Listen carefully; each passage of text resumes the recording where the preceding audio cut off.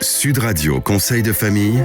La chronique patrimoine avec LP Promotion. Ensemble, construisons l'avenir. Bonsoir à tous. Et votre avenir, vous le construisez d'autant mieux que vous écoutez soir après soir sur Sud Radio l'excellent Stéphane Moller. Bonsoir Stéphane. Bonsoir Olivier. Le fondateur et le président du cabinet via Wealth Management. Petit rappel ce soir utile. On va répondre ainsi aux nombreuses questions que vous nous posez. Stéphane, rappelons-leur comment fonctionne la réduction d'impôt. Comment ça marche ? Alors, nous avions évoqué la semaine dernière la déduction d'impôt. Mais avant de parler de réduction d'impôt, revenons sur les grands principes de l'impôt en France. Comme j'avais déjà expliqué, les redevables de l'impôt sur le revenu sont des personnes ayant leur foyer fiscal en France ou se domicilier fiscalement à l'étranger, mais touchant des revenus de source française.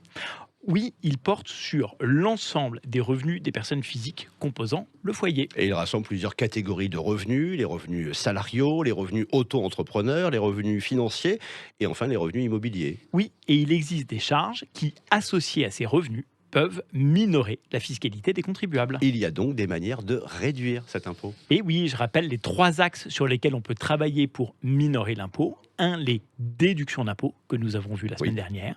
2, les réductions d'impôt que nous allons aborder. Et la semaine prochaine, nous traiterons des crédits d'impôt. Alors justement, parlons davantage des réductions d'impôt. Comment ça fonctionne ? Eh bien, une réduction d'impôt est une somme soustraite du montant de l'impôt. Par exemple, la réduction d'impôt pour des dons à des organismes d'intérêt général. Moi, si j'ai bien compris, il s'agit de retirer une somme d'argent directement de l'impôt à payer et non pas, attention, du revenu global à déclarer. Exactement. Elle permet donc de diminuer l'impôt sur le revenu, voire de l'annuler. Cependant, il n'y a pas de compensation si le montant de la réduction est supérieur à celui de l'impôt dû. Quelles sont les mesures, Stéphane, qui permettent de bénéficier d'une réduction d'impôt ?